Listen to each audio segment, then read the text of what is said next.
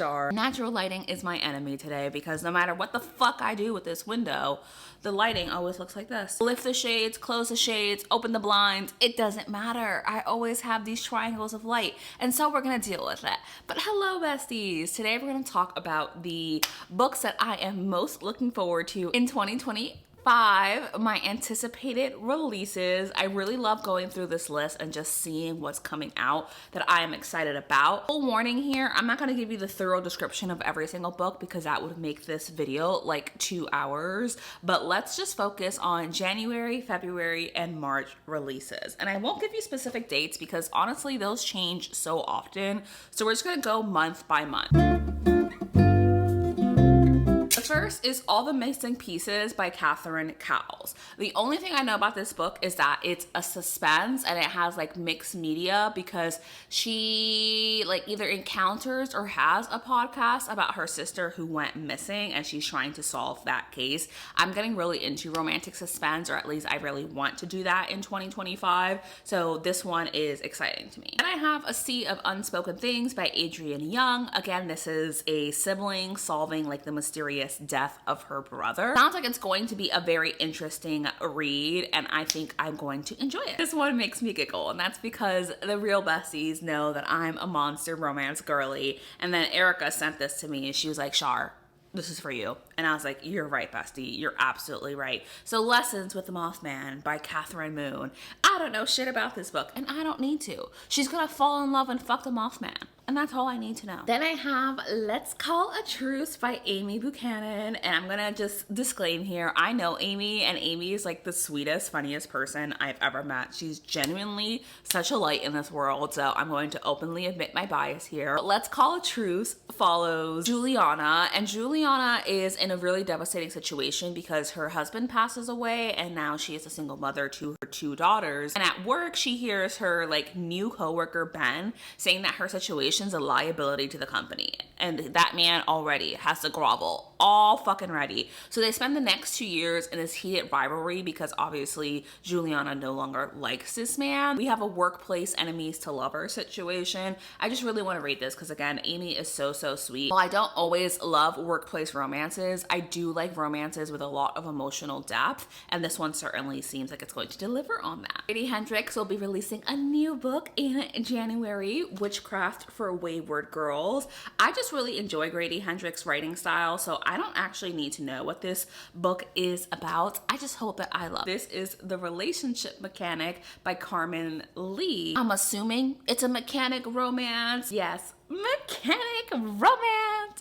Okay, we have our main female character, Jessica, and Jessica just has like a rental car and she's driving down to Georgia, but then her car breaks down and she has to call a tow company to like give her a ride and fix her car, and the person who shows up is Vivi. Now these two have an immediate chemistry. Jessica wants to hook up with Vivi, but Vivi is not into that. Vivi wants to fall in love. They have this undeniable chemistry and spark, and they're exploring that throughout their relationship. The tagline says that this book is perfect for fans of Ashley Herring Blake and Hannah Bonham Young, and I do really like both of those authors, so this one seems like it's going to be so good, and I'm very excited for it. Oh my gosh, son, please calm down. This is the only Frida McFadden that I genuinely have an interest in. I have not read any of the other Frida McFaddens, but this one I am fascinated by, and this is The Crash. I'm scared, okay? But this follows Tegan. Tegan is 8 months pregnant and she is just trying to like start over in life. She is hitting the road and she doesn't realize that she's actually driving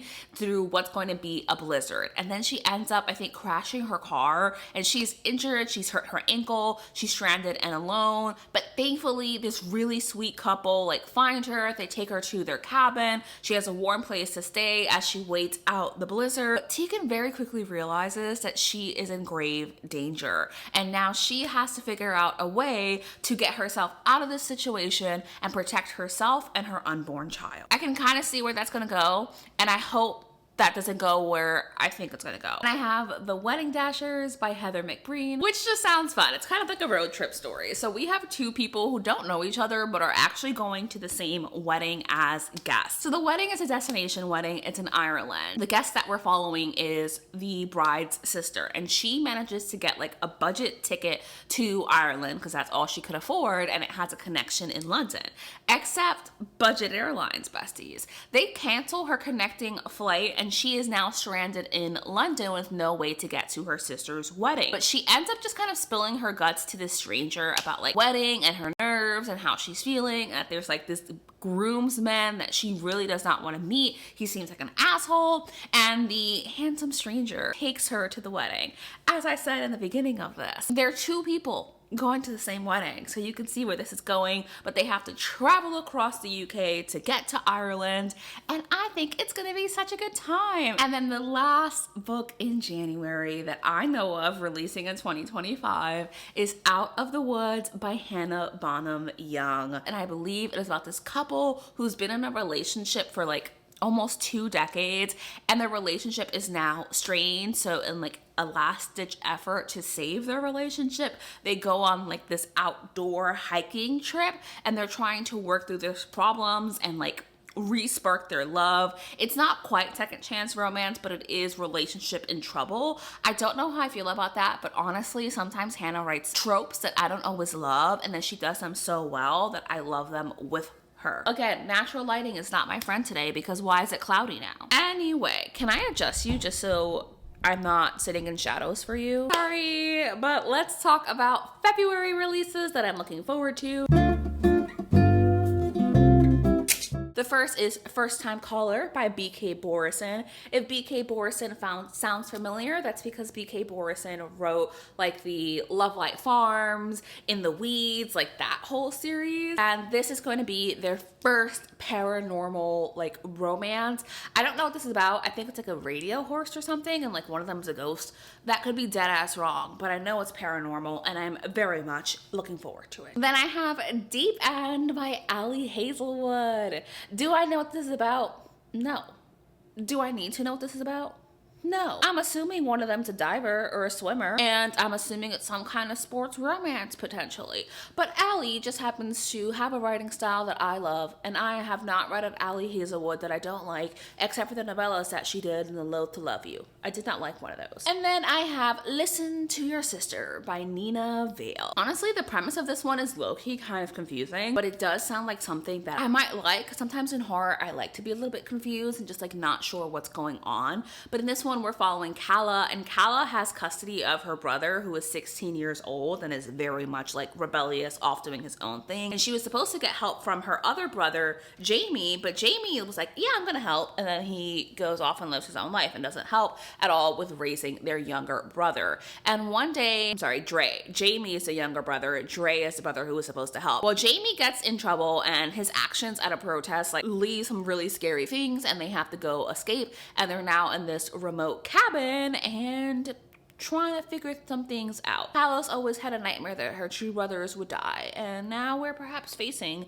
that potential consequence. The Love Lyric by Christina Forrest. If you're not new here, you know that I read The Partner Plot this year, and I absolutely loved it. It was so good. And then the final book in this little trilogy is the older sister Iris's story, and Iris is a single mother. Her husband has passed a couple of years ago, and she has this kind of weird tension relationship with her middle sister, the sister from The Partner Plot, Violet. Like Client, he's a musician, he's up and coming, he's always flirting with her, but she doesn't take him seriously, and I am very much excited for this because it is their love story. It has all the things that I like look for in a romance. We have the, again, emotional depth. We have Christina Forrest, whose writing style I just love, but we also have the kind of Hollywood fame elements because the hero is a musician who's like up and coming,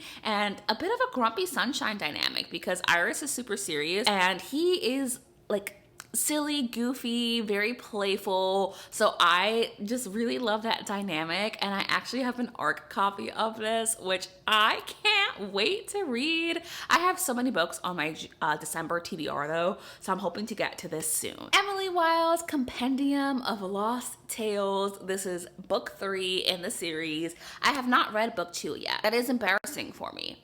However, I know I love this series, and so I'm very excited to read this 3rd book once I figure out what the hell is going on once I read book 2. Kimberly Lemming, my love, is back. I love Kimberly's like writing style and her stories. She writes paranormal romances, and they're always like so silly, goofy, but a good time. The very definition of like a popcorn book. And this is I got abducted by aliens and now I'm trapped in a rom-com. The title tells you everything you need to know, besties. And that is February complete. So let's get to the final month in quarter 1 of 2025, and that is March. Dawn Kurtagich is coming out with a book for the first time in a long time, and this is The Thorns. Now, if you're not new here, you know that Dawn Kurtagich wrote And the Trees Crept In, which I loved so much and continue to love to this day, and I've been looking to see if Dawn would release another book, and they are in fact doing so with The Thorns. I will tell you the truth, I don't know shit about The Thorns. But tagline says something very interesting. Apparently she's reconnecting with her like childhood friend from their boarding school, reconciling with their past and the imaginary creature they thought they left behind.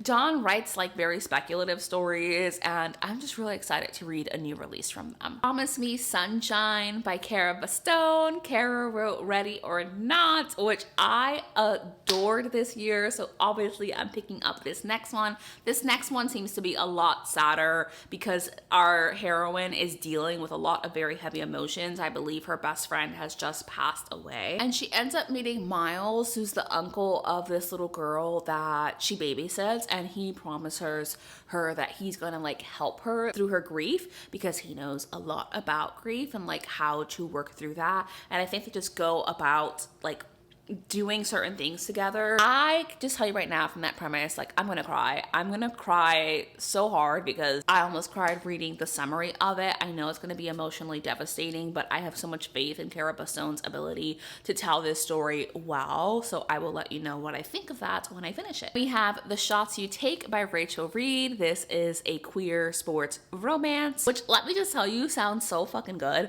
because this is a hockey romance, and it is 2 former teammates who were also friends with benefits that just ended their relationship on very bad terms, and they're both out of the league now, but they're back in the same small town, and it's kind of like a second chance romance, and you can't tell me that doesn't sound amazing. A Witch's Guide to Magical Innkeeping, that got pushed back from this summer to early next year, and I don't know what this one is about. I really don't need to. I know it's like a follow-up to the first book in this series. It's not following the same characters, it's following a new set of characters.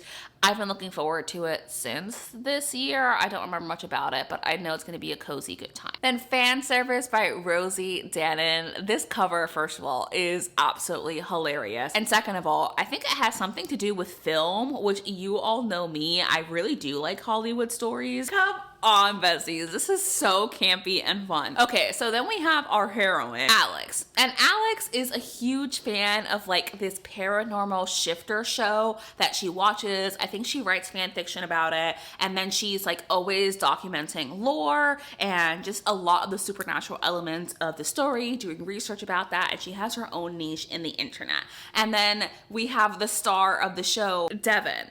You know, he's having a good time. They perhaps have some tension, except that one day Devin wakes up in the middle of the woods naked. He's like, that's a new low for me, but he can explain it away. What he can't explain away is why he has claws and is howling at the moon and perhaps is turning into a werewolf. So he turned to the only expert he knows, and of course that is going to be Alex. And does that not sound like such a campy fun time? And Denise William is coming out with a new book in 2025, and this is Just Our Luck, which sounds so good. Oh my gosh. Sorry, I know I just made the microphone peak there. But in this story, we're following Sybil. And Sybil is kind of feeling lost in life, and she's accepted that. Like, all of her efforts to find some kind of stability or like sense of purpose have failed. So she's just like, I'm gonna just live my life and I'm gonna do my thing. And she one night goes to this donut shop that's open, and she has just enough money to buy a lottery ticket.